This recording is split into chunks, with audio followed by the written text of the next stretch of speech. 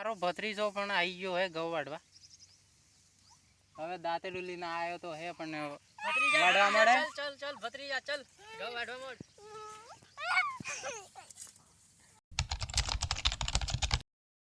તો નમસ્કાર દોસ્તો, સ્વાગત છે તમારું એક નવા વિડીયોમાં.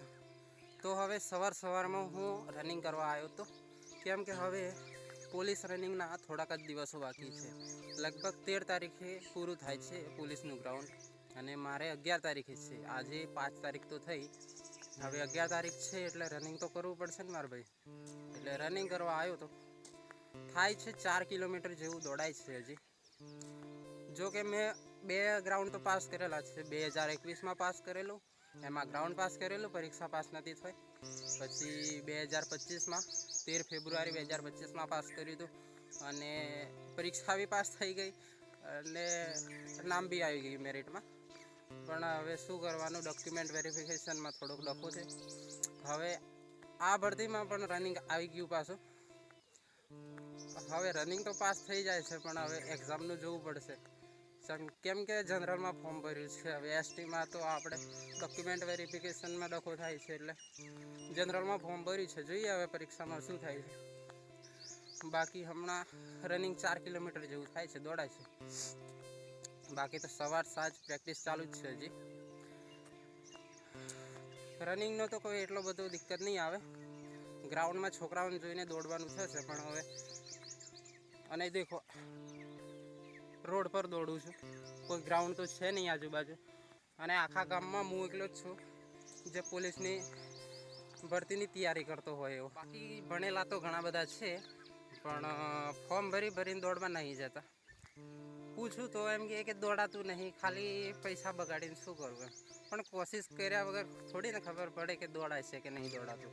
ગ્રાઉન્ડમાં જઈએ તો ખબર પડે કે દોડાય કે નહીં દોડાતું.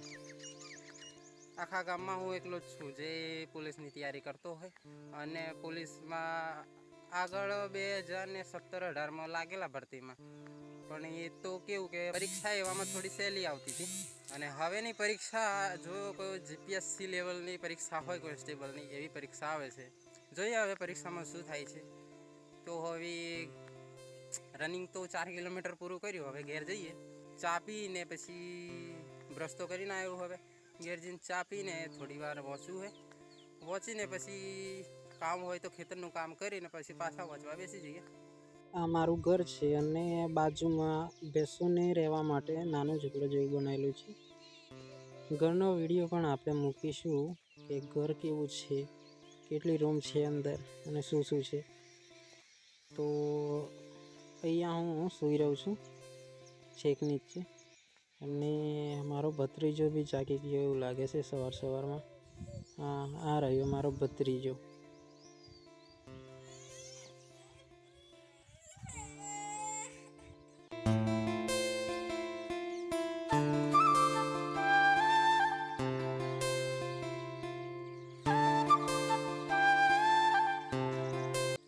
તો દોસ્તો, હજી તો ખેતરનું કામ ચાલુ જ છે, ઘઉં વાઢવાનું ચાલુ જ છે. હજી તો આટલા વટાઈ રહ્યા છે. હવે 11 તો વાગ્યા છે.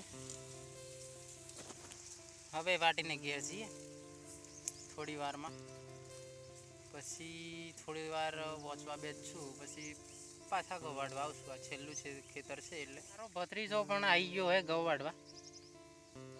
હવે દાંતેડું લઈને આવ્યો તો હે પણ વાઢવા મળે. ચલ ચલ ભત્રીજા ચલ ઘઉં વાઢવા મળે. ઈયો ચા જાય આ બાજુ વાઢવા નહીં તાણી, આ બાજુ ચલો. એમાં હવાનું થોડું ભાઈ વિડીયો ઉતરે.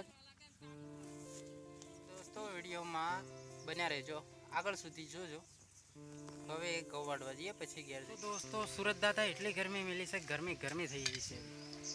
હવે ઘેર જઈએ, હાથ પગ ધોઈએ, અને પછી જમવાનું જમીએ, કેમ કે જીવવા માટે જમવાનું જરૂરી છે. ખોરાક તો જોઈએ ને. તો ચાલો ઘરે જઈએ. દોસ્તો, આજે તો બ્લોગ ના બન્યો, કેમ કે ફોનમાં ચાર્જિંગ નહોતું, અને આખો દિવસ આજે તો કામ જ કર્યું છે. ઘઉં જ વાઢ્યા છે આજે. હમણાં તો ધાબા પર ચડીને ઊભો રહ્યો છું. ઠંડો પવન આવે છે, શું કરું હવે. વાંચવા બેસવું છે, પણ હવે રાતે તો ચલીએ બ્લોગને હવે એન્ડ કરીએ. તો દોસ્તો વિડીયો પસંદ આવ્યો હોય તો લાઈક કરજો અને ચેનલને સબસ્ક્રાઈબ કરજો આવા નવા બ્લોગ જોવા માટે. Thank you.